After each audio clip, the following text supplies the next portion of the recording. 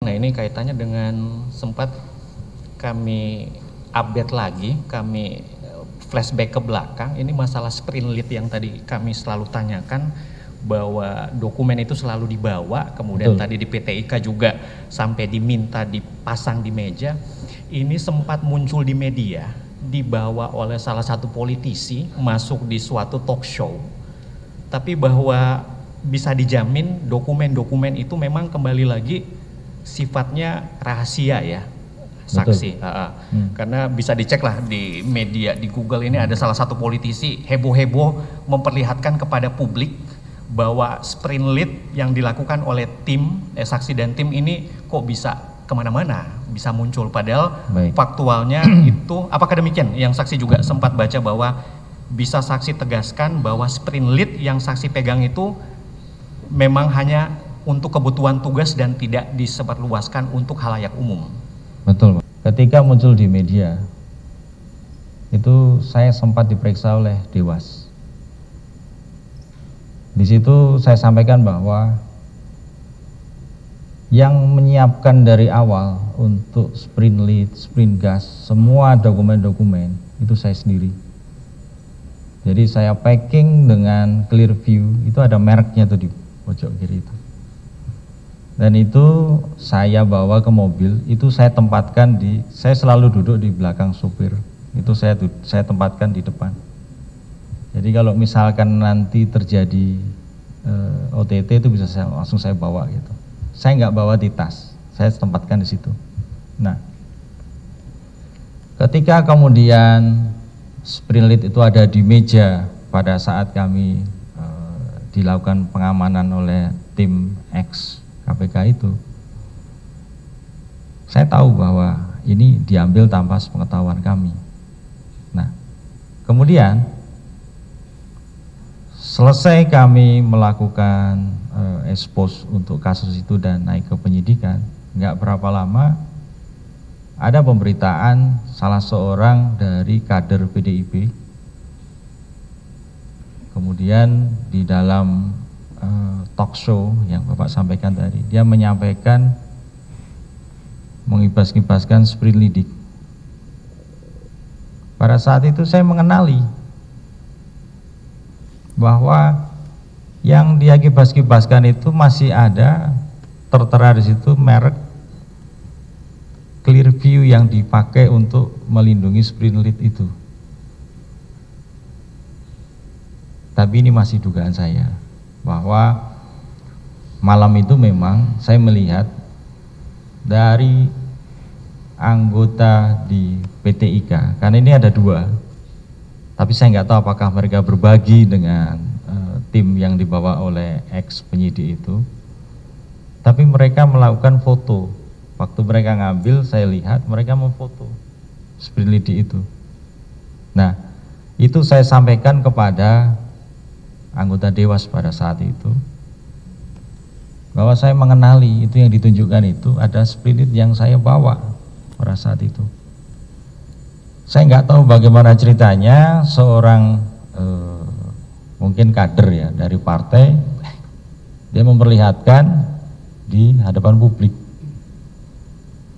Saya juga nggak tahu itu motifnya apa, tapi yang jelas di kami itu ada keterikatan, ada hubungan lah di situ. Iya, baik. Baik, izin majelis dilanjutkan oleh rekan kami. Baik, terima kasih izin melanjutkan yang mulia. Saudara saksi ya, saya ingin mundur terkait dengan keterangan saudara di awal tadi mengenai sprint lead awal sebelum ada sprint lead terkait dengan KPU ini. Apakah saudara masih ingat kapan sprint lead ini mulai dikeluarkan? Perkiraan tadi kan tanggal 8 Januari kan sudah. Betul. Yang baru ya. Jadi untuk sprint lead yang terkait KPU itu diterbitkan tanggal 20 Desember 2019. 20 Desember 20. Ini yang terkait dengan KPU. Oke. Nah, tadi kan saudara menceritakan bahwa ada sprint lead yang sebelumnya. Betul. Yang menjadi dasar untuk saudara melakukan tapping, betul, melakukan apa namanya audit posisi itu, masih ingat itu diterbitkannya di tanggal berapa?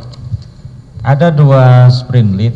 Yang pertama adalah sprint lead terkait dengan perizinan di Kemendak. Itu terbit sekitar bulan Juli tahun 2019. Kemudian dari Kemendak tersebut terbit lagi pengembangan sprint lead yang kedua, itu terbit sekitar bulan November 2019. Ini terkait dengan proses banggar di DPR RI. Izin mengingatkan ini, kalau di data di kami itu Sprilidik nomor 14601/12/2019 tanggal 20 Desember 2019. Itu yang KPU ya Pak? Ini terkait dengan tindak pidana korupsi berupa penerimaan hadiah atau janji oleh penyelenggara negara di KPU. Betul ya? Betul Pak. Nah, kalau yang terkait dengan DPR RI tadi di bulan apa tadi sudah? Itu sekitar bulan November. November ya? Kalau tidak salah. Masih ingat nomor sprintnya? Saya lupa. Lupa ya. Di dalam data kami Sprilidik nomor 13401/11/2019 tanggal 26 November 2019. Baik, 134. Ya? Saya ingatnya 134 aja. Oke, baik. Nah, kemudian setelah sprint lead tadi kan kemudian di tanggal 8 itu dilakukan OTT. Apakah saudara juga masih ingat terkait dengan ekspos perkara setelah OTT dilanjutkan dengan ekspos? Masih ingat saudara? Masih ingat. Apakah saudara ikut di dalam ekspos tersebut? Ikut. Ikut. Ikut. Tanggal berapa itu? Itu tanggal 9 siang. 9 Januari 9 Januari 2020. 2020. Baik. Di dalam ekspos itu siapa aja yang ikut terlibat? Yang terlibat adalah satu tim utama, yaitu sprint lidik dari penyelidik yang utama. Kemudian ada penyidik, sebagian penyidik ikut. Kemudian ada 5 pimpinan. Kemudian dihadiri juga oleh deputi penindakan, pada waktu itu PLT. Kemudian ada dir sidik. Kemudian ada dirlit pada saat itu. Kemudian ada dirtut dan JPU yang terlibat pada saat itu. Kemudian ada salah satu, kalau nggak salah jubir. Jubir ada waktu ya? Ada. Jubir atau humas? Waktu itu di notulen itu saya hanya mengingat nama. Apakah pada saat itu menjadi jubir atau humas, saya kurang begitu paham. Itu bernama saudara Febri Diansah. Ada pada waktu itu ya? Ada di presensi, ada dia tanda tangan pada saat itu. Dan kemudian beliau juga melakukan semacam kesimpulan yang dirunut, mungkin itu akan dijadikan sebagai pemberitaan. Jadi di apa ya? Pointers pemberitaan itu ya. Di capture lah pada saat itu. Baik. Nah, kemudian tadi kan kalau saya mengikuti kronologis yang saudara ceritakan tadi kan, saudara kan di jam 3 dini hari kan masih di PT IKA tadi ya. Ya. Nah, kemudian kok bisa kemudian di tanggal 9 sudah bisa ikut ekspos? Jadi karena kami kedatangan dari Dirsidik pada saat itu, Pak RZ Panca, kemudian kami juga sudah dilakukan tes urin. Nah, kami dipersilakan untuk pulang pada saat itu. Kami pulang, kemudian kami melakukan diskusi kembali dengan beberapa tim yang masih tersisa pada saat itu. Dan kami diminta untuk melakukan pengamanan terhadap beberapa dokumen yang nantinya akan diperlukan dalam proses penyidikan. Jadi biasanya kami akan melakukan proses istilahnya proses prasegel, Bapak. Belum kami lakukan penyegelan, hanya untuk mengamankan supaya statusnya quo, jadi tidak berpindah tempat. Itu ada beberapa tim yang turun. Kemudian sekitar pukul 10.11 kami kembali ke kantor, kami menyusun paparan dan melakukan harmonisasi terhadap BAPK yang sudah dilakukan. Oke, baik. Nah, dari paparan yang tadi saudara siapkan, apa yang saudara simpulkan dari rangkaian peristiwa yang saudara lakukan penyelidikan tadi? Jadi yang kami sampaikan terhadap pimpinan pada saat itu bahwa sudah terjadi peristiwa suap menyuap terhadap komisioner KPU, yang mana dalam hal ini sebagai pihak penyuap pada saat itu sesuai dengan paparan yang kami tampilkan, seharusnya di sana kami menuliskan saudara terdakwa, tapi pada saat penulisan di notulen kami sampaikan bahwa ini saudara terdakwa harus masuk karena ada sebagian sumber dana yang pada saat itu ditalangi sebesar 400 juta, itu harus dipertanggungjawabkan. Nah, itu hasil analisa tim ya, bukan analisa tim. Bukan saudara melihat langsung, bukan hanya analisa tim berdasarkan bukti-bukti yang didapatkan pada waktu proses tadi. Berdasarkan keterangan, iya.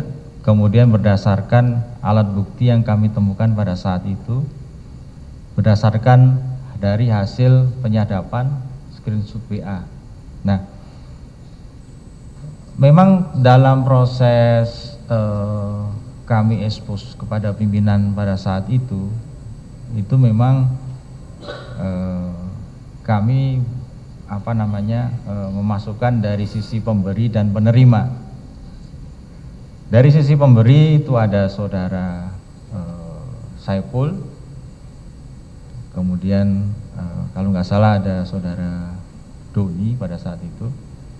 Kemudian mohon bicara majelis. Tadi kan kesepakatannya kan terkait dengan tanggal 8 ya?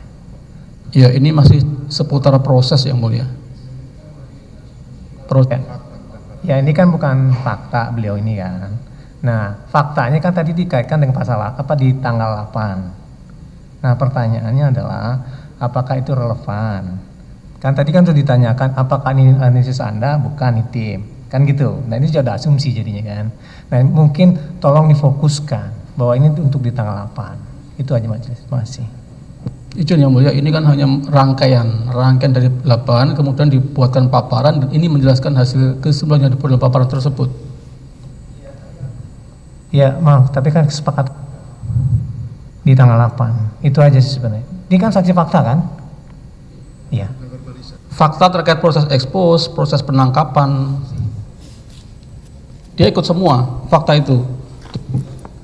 Kemudian kami tanyakan dalam persidangan ini, jadi bukan fakta, makanya tadi saya tegaskan, bukan melihat langsung, tapi dia merupakan hasil kesimpulan tim dalam proses penyelidikan tadi, sehingga itu yang keluar dalam kesimpulan yang dibuat oleh tim pada waktu paparan diekspos, itu yang kami tanyakan.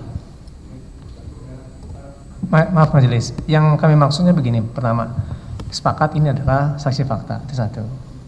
Dan kemudian yang kedua, ini terkait kesepakatan tadi di tanggal 8. Kan ini kaitannya dengan uji kan. Nah, ini kan masuk pada ruang yang lain lagi. Walaupun katakan itu fakta, tapi itu di ruang yang berbeda. Itu maksud kami, majelis. Terima kasih. Gini saja, ya.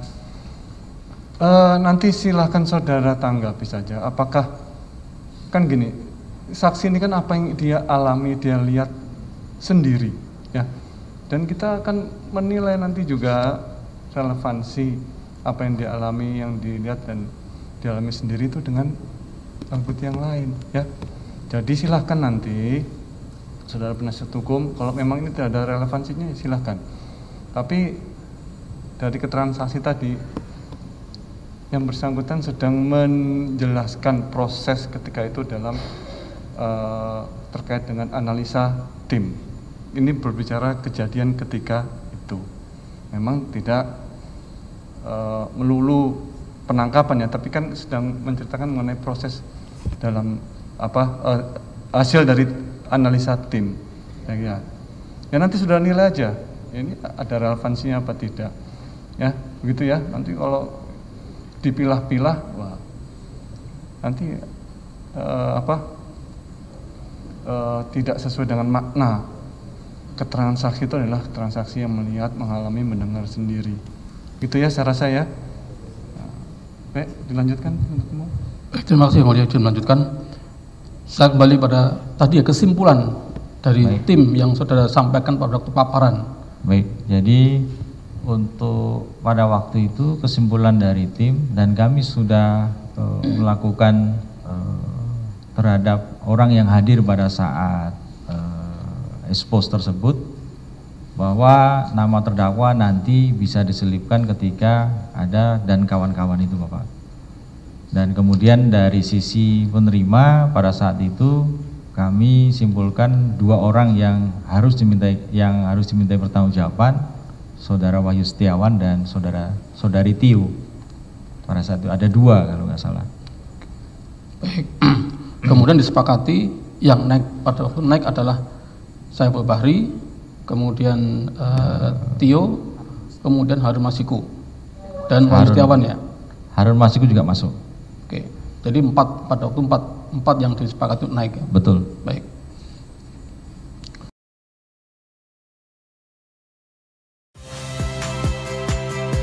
Saya Priska Clarissa. Saksikan program-program Kompas TV melalui siaran digital, pay TV, dan media streaming lainnya. Kompas TV, independen, terpercaya.